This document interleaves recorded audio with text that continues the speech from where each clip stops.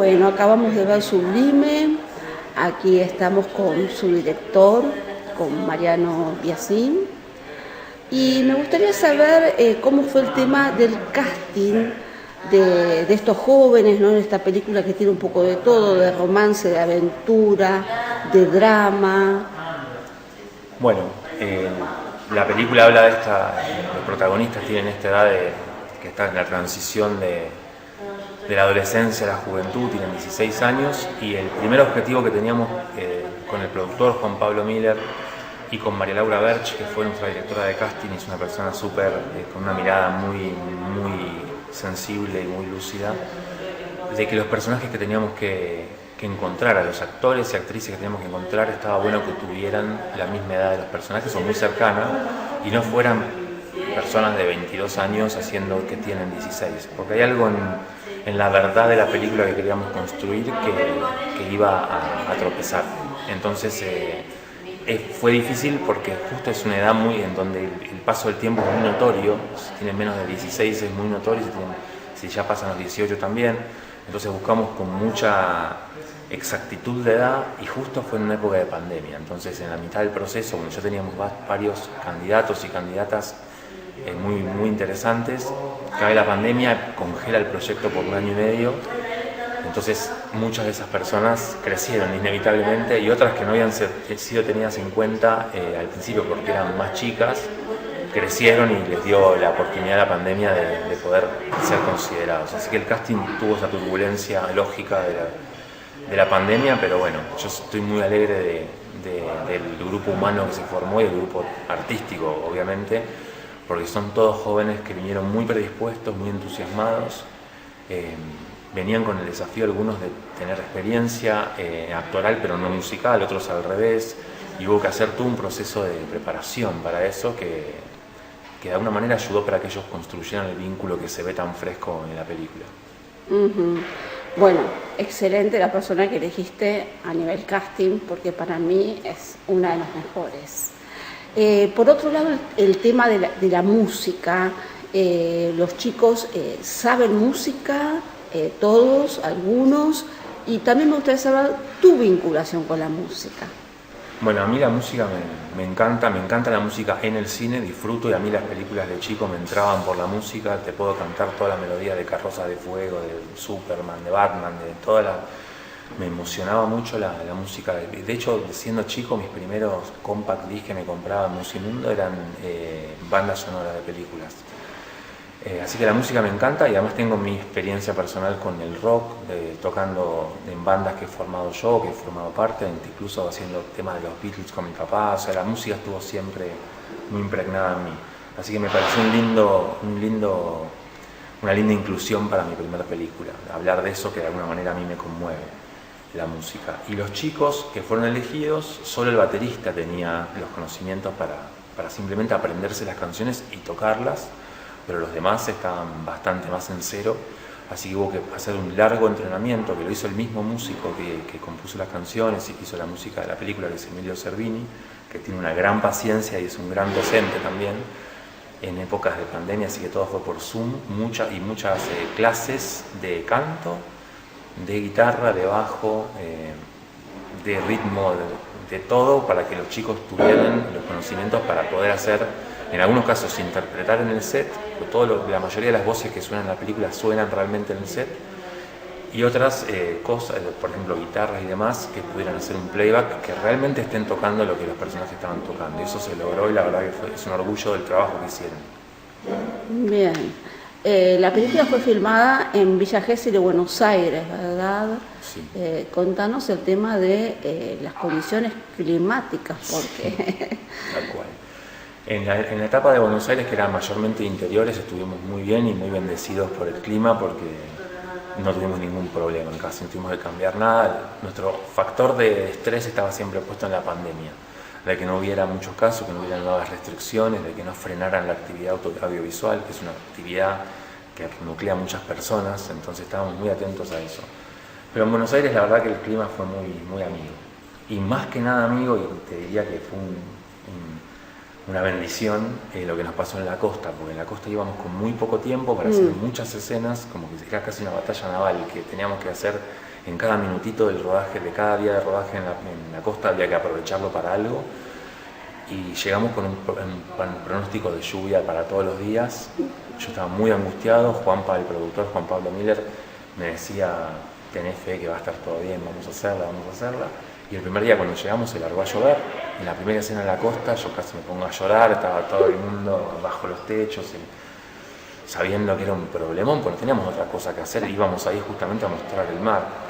Y a los 15-20 minutos de una lluvia desconsolante, Juanpa, el productor, me agarra así y me dice: mirá, y se arma un arcoíris espectacular en el horizonte, se abre el cielo. Ese arcoíris obviamente lo usamos en la película y quedó en uno de los planos que para mí es más bonitos y más simbólicos de la historia.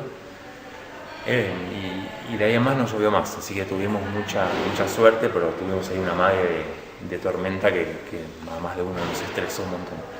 Pero la verdad que tuvimos finalmente suerte y el clima nos acompañó y Villa Gesell también. Elegimos lugares que no fueran tan claros que eran Villa Gesell porque queríamos como generar un ambiente de costa más universal, pero la verdad que le encontramos muchos encantos a ese lugar y a esa ciudad costera fuera de la temporada para estos personajes que viven ahí y tienen también este espíritu de rebeldía respecto al lugar donde viven, siendo jóvenes y queriendo salir al mundo y creerse que son los Rolling Stones. La fotografía, te digo que es maravillosa y quedó bárbaro porque, bueno, la costa nuestra es también muy, muy linda.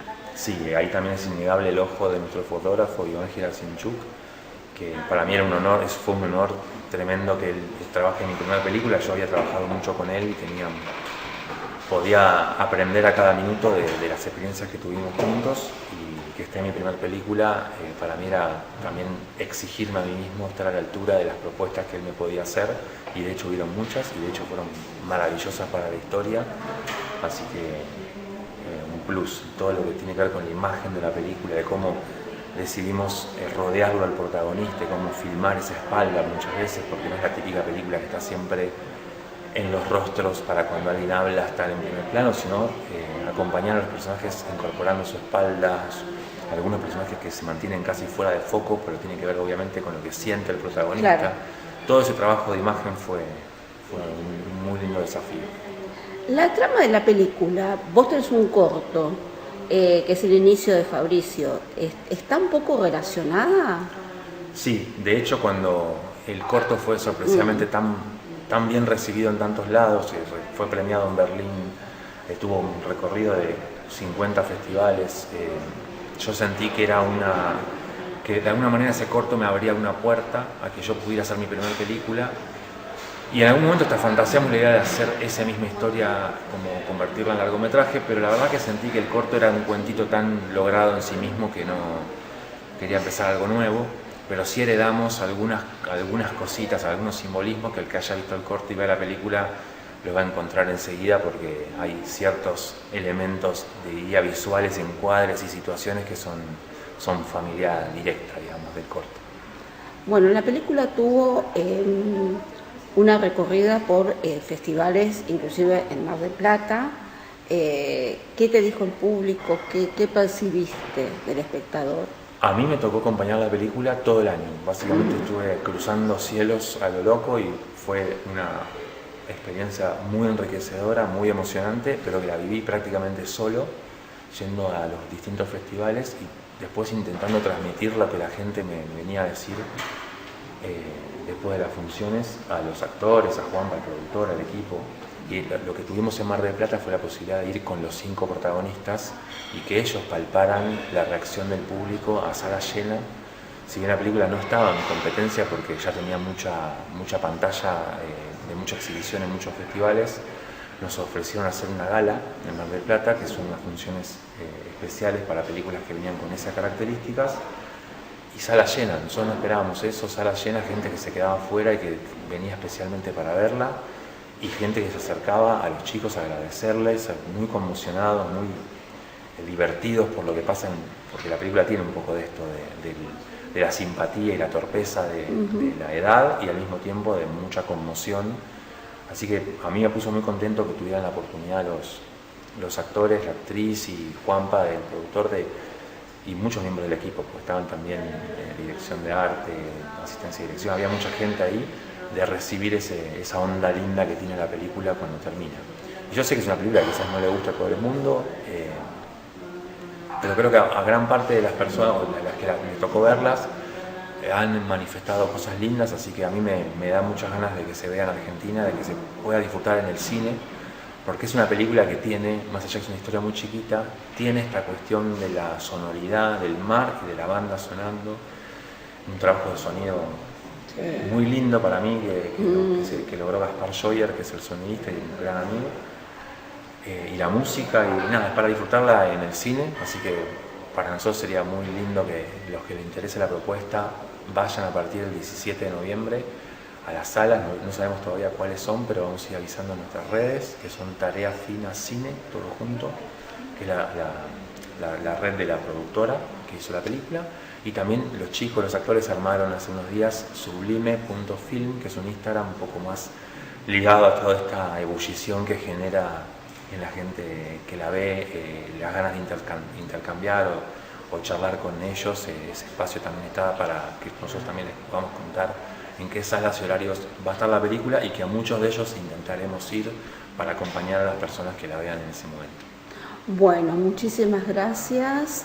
Invitamos a todos a que apoyen el cine nacional y que apoyen esta película hecha por jóvenes, y bueno, para verla en las mejores salas. Sean bienvenidos todos a verla y esperemos que la disfruten.